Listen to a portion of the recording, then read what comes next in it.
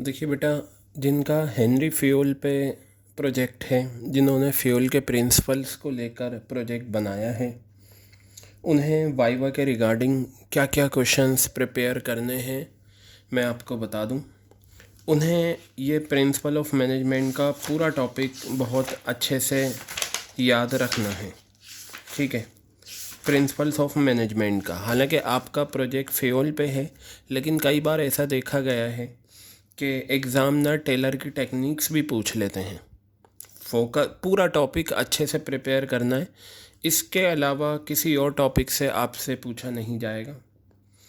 तो जब आप फाइनल के लिए प्रिपेयर करेंगे, जैसे कि आपने अपनी डेट शीट भी देखी, प्रैक्टिकल प्री बोर्ड की जो चेंजेस हुए हैं, तो सबसे पहले कुछ सवाल जो आपको ध्यान रखने हैं, ये सब पढ़ना है। प्रिंसिपल्स ऑफ मैनेजमेंट क्या होते हैं।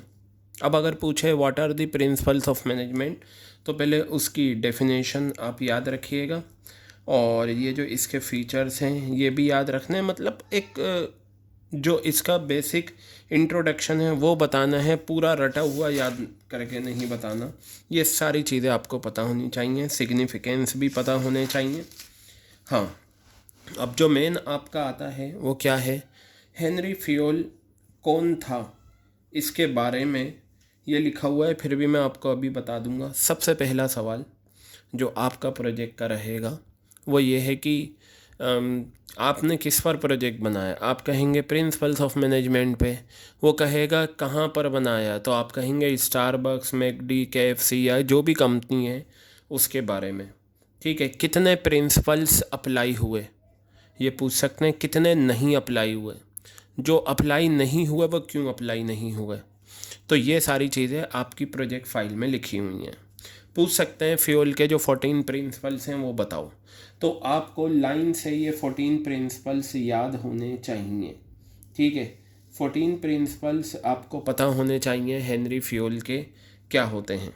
सिर्फ इनका इंट्रोडक्शन, जैसे डिवीजन ऑफ वर्क क्या है, एक कॉन्सेप्ट अच्छे से याद रखो। अथॉरिटी रेस्पॉन्सिबिलिटी क्या है, discipline, unity of command, unity of direction, remuneration, subordination of individual interest to general interest, centralisation, decentralisation, scalar chain order, equity, stability of tenure of personal, initiative और एस्पिरिट डिकॉप्स। ये 14 principles हैं। और एक चीज़ और, जितने आपने फ़ोटोज़ बनाए हैं अपनी प्रोजेक्ट फाइल में, पूछ सकते हैं कि इसे एक्सप्लेन करो, तो बताना बड़ा आसान है। ठीक है, तो जितने भी फ़ोटोज़ आपने बनाए होंगे तो उसे आप आसानी से बता सकते हैं। जैसे ये सारे जो फ़ोटोग्राफ आपको यहाँ गिवन हैं, ये सारे के सारे फ़ोटोग्राफ आपने बना रखे हैं, तो बेटा ये आप उन्हें बता सकते हैं।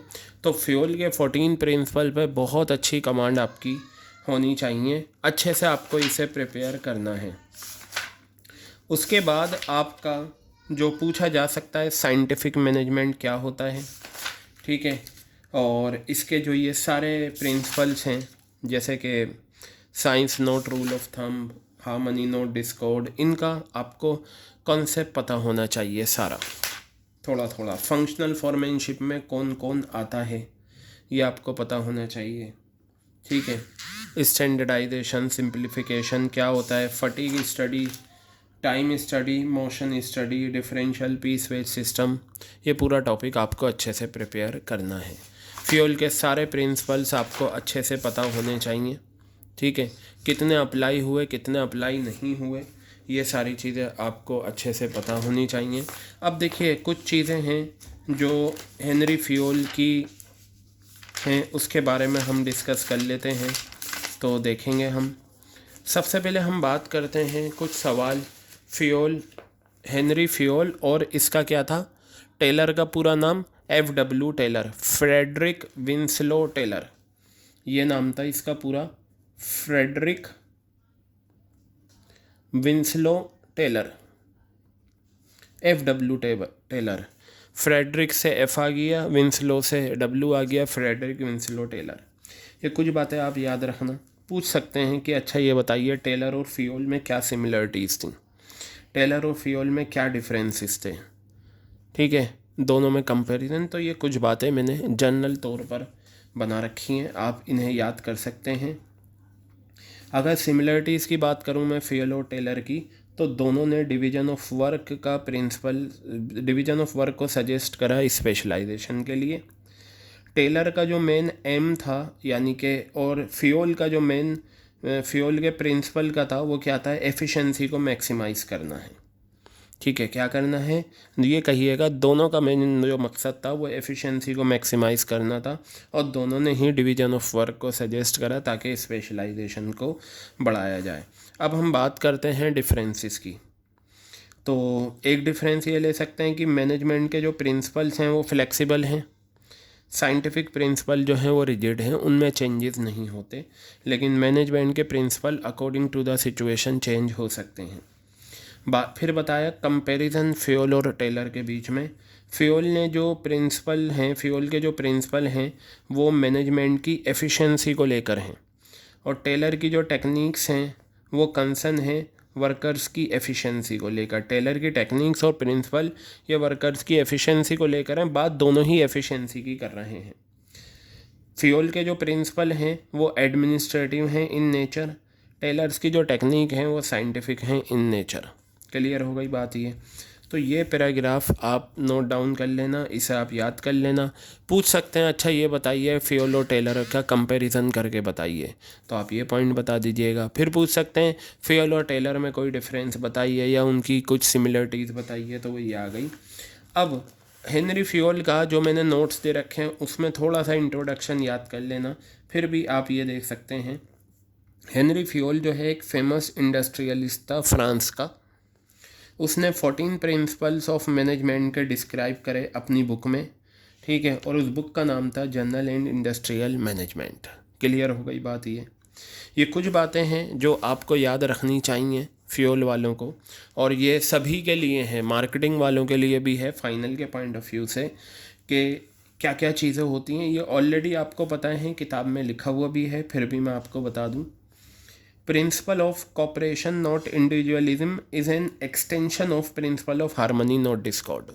ये बुक का ही सेंटेंस मैंने यहाँ लिख लिया ताकि याद करना, रिवीजन करना आसान हो।